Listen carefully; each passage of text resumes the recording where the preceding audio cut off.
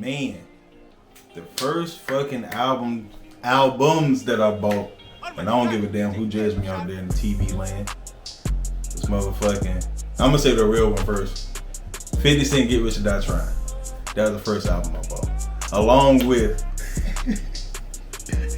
I don't even remember the fucking name of the album, but I know it was the Marcus Houston album with goddamn.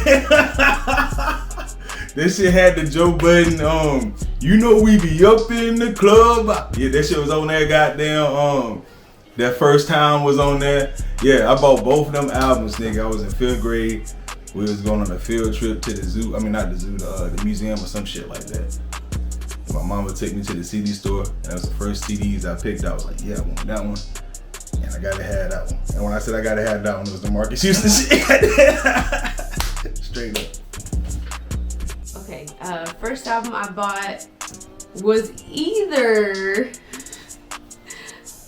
don't judge me, the Backstreet Boys or it was Fan Mail TLC. Probably like Aaron Carter. I forget what it was called. It had like I'm All About You on it. Or yeah, like the Backstreet Boys. Or I had that 3LW album. All within the same time period, kind of, sort of, so yeah. First album I ever bought. See, everybody else gonna have these cool questions from back then. So the first album I ever bought was Styles P, A Gangsta and a Gentleman. Yeah, had never smoked a blunt before, but I automatically knew that Good Times was a hit. And I just want to see more of what the brother had to offer. I mean, shit, nigga was dope with the locks. Let me see what he do by himself. Classic album to me. First album I bought, me and Pop, we went to the record store and got 2 albums. One was that one, well, technically 3, because one was that damn Lil Scrappy and Trillville shit, and then the second one was that motherfucking Nellyville. Like that, bruh, we played that shit out. It's like we had like phases. Like sometimes we be listening to Hot in Here, then like 3 months down the road we riding around listening to Pimp Juice. And then down when the Dilemma video came out, bro, he played that shit all the way out. Bro, that shit crazy because goddamn, I don't even know if we supposed to tell stories, but damn, he had heard some cut on motherfucking 106 in Park, right? And like he heard the clean version. So we get out the record store, that's the first record he want to hear, because that shit on it there. So he got down, what it is, ho, or what's up? Can a nigga catch a dub? He was like he was juggling my balls. He was like, oh, this ain't what, this ain't what I thought it was supposed to be. Like, he had that face, like that shit was priceless. But yeah, goddamn, first record. My bad.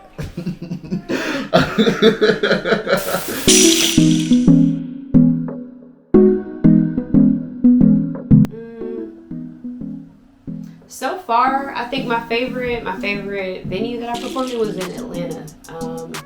It was last year. I like the setup. It was like cubes in there. I wish I could remember what it was called, but it was like a really, really dope setup and everything. It was cool as fuck. I don't know if I can say that. Can I cuss? Hell yeah. Oh, okay. Favorite city? Ooh. It's a fight between Atlanta and Texas as a whole. Texas, sweet Lord Almighty. I'd live in Texas if I could. I love North Carolina, but I'd live in Texas if I could. Just from black prosperity aspect of it, and just people are actually friendly in Texas. Like, I'm not saying they ain't friendly here, but it's a different type of friendly in Texas. Like, wholesome, and I've never met you before, and you look interesting, friendly. As far as favorite venues go, home, it is going to be Emerge. Rest in peace to Emerge. And yeah, nobody to me has topped Emerge yet. I'm not sure what the vibe is or was in that place, but it always just felt like somebody could blow up tomorrow in Emerge. Like, I've really never seen a bad act in Emerge. I'm lying. I definitely, let's see, I enjoy performing like in New York just because I feel like the vibe is just good, the energy's good. Just in general, venue,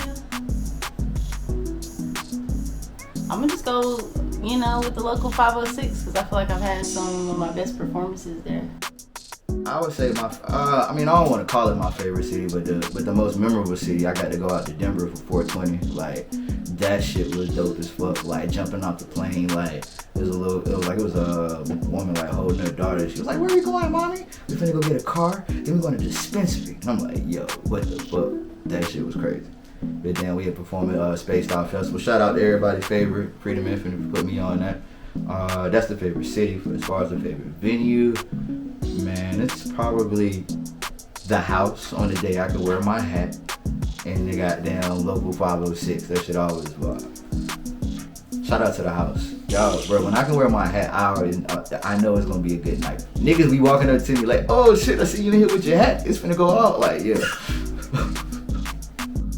Favorite city and venues to perform in? Compound answer for a compound question. I'ma run with motherfucking even though I only performed once there, this shit was motherfucking lit. And I like the way I prepared for that shit. Like, it's like, yeah, nigga, I'm that fucking nigga. But anyway, motherfucking Harlem, New York, nigga. Record Park, performed there on the opening week. Nigga, that shit was lit. Like, I used that whole motherfucking 94-foot basketball court, nigga, doing Space Jam. I had the motherfuckers at goddamn Hot 97. It was like, I'm like, yeah, nigga, I'm like that. But yeah, that was my shit. And favorite venue?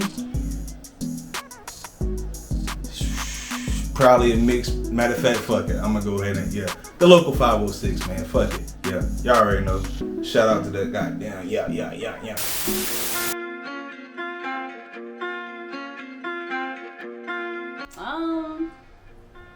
I mean, in general, I like social media for obvious reasons. I think I was kind of into social media anyway before I started doing music. I was always like posting selfies and shit.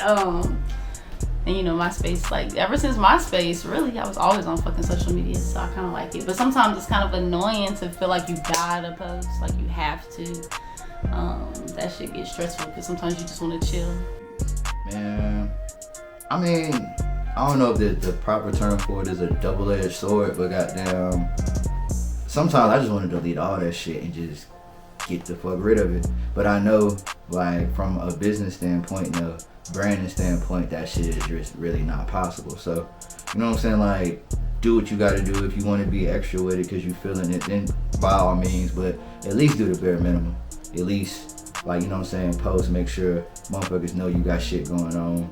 And if that's all you do before you get out of there, then just make sure you do that. But like, you don't gotta be all there, all in your feelings and shit, because nobody gives a fuck. You know what I'm saying? I believe 300 was like, nobody cares, work harder. Like, that shit true. Damn. But yeah, just do what you gotta do. It's like showing up for work if you in this line of work. You know what I'm saying? Like, be there. Do what the fuck you gotta do and then leave. That's it. You got to work at social media, man. This coming from a nigga who fucking hates social media, man. This shit is fucking horrible for real. It's really fucking some bullshit, but if you an artist, it's impossible to do anything without no fucking social media, man. So like, you gotta post your pictures, you gotta damn post a little shit to make people fuck with you. But you gotta stay away from posting all that personal shit like, man, I had a bad day. Don't nobody give a fuck about that. We give a fuck about the good shit. So that's why you gotta stay positive on the social media. Work that shit. And then once you fucking post and get this shit over with, you be like, alright, let's go on with the rest of the day. You gotta get this shit over with, man. So I kinda fucks with social media now, but I used to hate that shit. But you definitely gotta work that shit, you know what I mean? What are your thoughts on working social media? Working social media, you have to do it. You gotta continuously, put out content, because you want to keep your followers engaged, just so you can build that fan base. So sometimes you might not want to do it, but you're gonna have to do it, because that's what you gotta do. That's the only way you're gonna keep people's attention, is if you continually are putting stuff out there. So yeah. All right. So as somebody that came up, like, I'm not gonna reveal my age. Like I said, every time I do the song, so I'm in front of a camera. I'm not revealing my age, but I came up in the MySpace era, and you know, MySpace, you had niggas that was just young stars in the making. Like we knew code and some everything else, and now I'm part of the crew that hates social media. I hate this shit with a passion.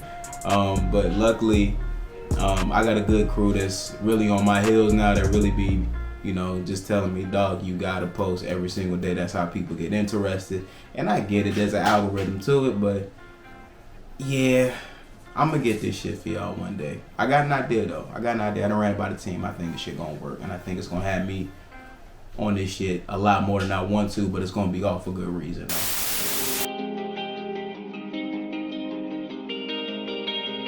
I think it just depends on like who you're paying to perform and where you're paying to perform at, and yeah, like what you're gonna get out of it. I mean, if there's certain people in the building, or either like enough people are gonna be there, I mean, you need exposure, you need to network, and then yeah, if there's like label reps and shit like that, or just even like DJs, music influencers and stuff, and they're gonna be there. I mean, I don't think it's bad to pay, but you gotta go in there and make it worth what you paid too. You gotta network and stuff like that. I think people just be like doing shit and thinking just because they there something magical supposed to fucking happen, and that's not really how that shit works.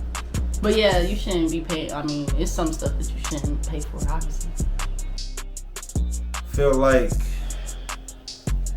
it's good and bad. Like you definitely gotta pay to play, but at the end of the day, like when you feel like, if you ever feel like you taking a loss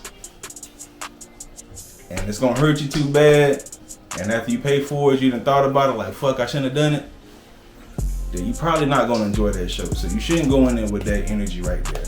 So if you pay to perform, I will say this: make sure it's something that you want to do before you spend your money.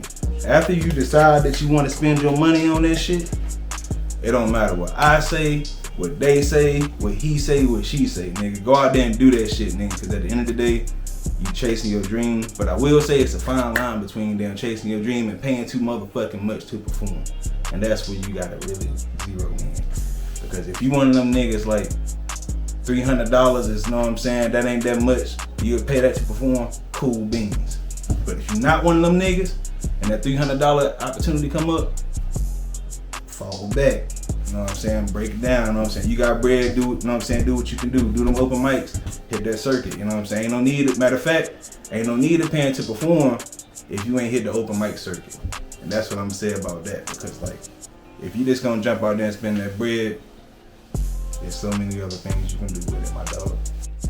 Paying to perform. I feel like with any business, there are investments, and you gotta, you know what I'm saying, assess the risk and like the benefits from it. So if you have the revenue to pay for an opportunity that would in fact improve your brand, your income, your overall product in the long run, then of course, like, you know what I'm saying, take it.